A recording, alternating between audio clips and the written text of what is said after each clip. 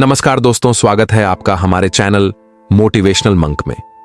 कहते हैं ना कि जिंदगी कब करवट ले ले कोई नहीं जानता। कुछ पल ऐसे होते हैं जो हमें हिलाकर रख देते हैं। बहुत समय पहले की बात है। एक गांव था, शांत, सुंदर और हरा भरा। उस गांव के अंत में एक बड़ा सा घर था जो कभी रौनक और समृद्धि से भरा रहता था। उस घर में रहता था सोमदत्त। कभी बहुत बड़ा व्यापारी रहा करता था, पूरे क्षेत्र में उसका नाम था। लेकिन अब वह घर सूना था, टूटी हुई खपरेलें, उखड़ी दीवारें और एक वीरान आंगन जिसमें अब घास ही उगती थी। सोमदत्त अपने पुराने पलंग पर बैठा अपनी स्मृतियों में खोया था। उसकी आंखों में खालीपन था। जो कभी अपने सेवकों से घिरा रहता था, अब खुद अपने लिए पानी भी मुश्किल से भर पाता था।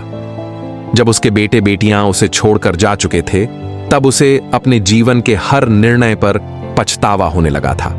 एक दिन गांव में एक साधु आया, एक तेजस्वी, शांत और गंभीर स्वरूप वाला। उसकी आंखों में करुणा थी, लेकिन दृष्टि तीखी थी। वह हर किसी को देखता और जैसे उनके भीतर झांक लेता। जब वह साधु सोमदत्त के दरवाजे से गुजरा तो एक क्षण को रुका। उसने घर की टूटी दीवारें देखीं, सूखा तुलसी का पौधा देखा और फिर दरवाजे पर बैठे सोमदत्त को देखा। उसने विनम्रता से पूछा, क्या मैं कुछ समय के लिए यहां ठहर सकता हूं? सोमदत्त ने पहली बार किसी को घर में प्रवेश करने की अनुमति दी, बहुत दिनों बाद। साधु अंदर गया, बैठा और थोड़ी देर बाद पूछा, क्या तुम जानना चाहते हो कि तुम्हारे जीवन में जो कुछ हुआ वह क्यों हुआ? सोमदत्त की आंखें भर आईं। वह बोला, हां गुरुदेव, बताइए, कहां चूक हो गई? साधु ने धीरे धीरे कहा, तुम्हारी कहानी केवल तुम्हारी नहीं है। यह उन सब की कहानी है जो धन को केवल मेहनत से जोड़ते हैं, पर शुद्ध आचरण से नहीं। फिर साधु ने कहना शुरू किया और सोमदत्त ध्यान से सुनता गया। सबसे पहली चूक तुम्हारी यह थी, तुमने सत्य को त्याग दिया। व्यापार में छल कपट, झूठे वादे और लाभ के लिए असत्य बातें तुम्हारी आदत बन गईं। तुम्हें याद है जब तुमने अपने सहयोगी मित्र को पीछे धकेलकर उसका हिस्सा हड़प लिया था? उस दिन तुम्हारा पुण्य फिसल गया। सोमदत्त ने गर्दन झुका ली। वह क्षण याद आ गया जब उसने अपने विश्वास पात्र को नीचा दिखाया था। साधु बोले, दूसरी चूक, जब तुम्हारी वृद्ध मां ने तुमसे कहा था कि वह तीर्थ यात्रा पर जाना चाहती है और तुमने कहा था कि तुम व्यस्त हो, और फिर उन्हें अकेले भेज दिया। उनका अपमान ही तुम्हारी बरकत का अंत था। मातृ पितृ सेवा ही असली पूजा है। तीसरी बात पर साधु की आवाज और भी गहरी हो गई। तुम सुबह देर से उठते थे, दिन का अधिकांश समय सुस्ती में बिताते थे और कहते थे कि थक गया हूं। जो व्यक्ति काल का आदर नहीं करता, उसे काल स्वयं निगल जाता है। समय का अपमान सबसे बड़ा अपराध है। चौथी बात पर सोमदत्त चौंका। तुमने कभी दान नहीं किया। जब तुम्हारे पास सब कुछ था, तुमने कभी किसी भूखे को अन्न नहीं दिया, किसी निर्धन की सहायता नहीं की। जब देने का समय था, तब तुम डरते थे कि धन कम न हो जाए, लेकिन जो देता है वही पाता है। लक्ष्मी दान के बिना स्थायी नहीं रहती। साधु की नजर अब उसके घर की ओर घूमी।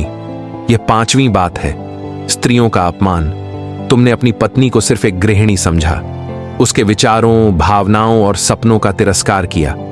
और वह दिन याद है जब तुमने उसे सबके सामने अपमानित किया था? उसी दिन से घर में अशांति स्थायी हो गई थी। सोमदत्त की आंखें भर आईं। साधु ने इशारा किया, देखो इस घर को, गंदगी, अव्यवस्था, टूटी दीवारें और सूना पूजा स्थल। छठी गलती, अपवित्रता। लक्ष्मी वहीं निवास करती है जहां पवित्रता, स्वच्छता और भक्ति हो। तुम्हारे घर में भजन की जगह शोर था, दीपक की जगह टीवी चलता था। फिर साधु धीरे से बोला, सातवीं बात, गुरु और विद्या का अपमान। तुम्हें याद है जब तुम्हारे बेटे को शिक्षक ने डांटा था और तुम उस शिक्षक को ही अपमानित करने गए थे? उसी दिन ज्ञान का अपमान हुआ। तुमने ज्ञान को महत्व नहीं दिया, केवल अंकों और डिग्रियों को देखा। आठवीं बात पर साधु कुछ देर रुका। तुम्हें अपने समकक्षों से जलन होती थी। गांव में किसी और का व्यापार बढ़ता तो तुम चैन से नहीं बैठते। तुम दूसरों की बुराई करते, उन्हें नीचा दिखाने की कोशिश करते, लेकिन भूल गए दूसरों को गिराने से कोई ऊपर नहीं उठता। नववीं बात पर साधु की आवाज भारी हो गई। तुमने कई बार अवैध मार्गों से पैसा कमाया, रिश्वतें, मिलावट, गलत समझौते, वह सब याद है ना?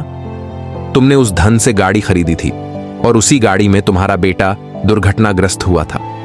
अधर्म से अर्जित धन केवल विनाश लाता है।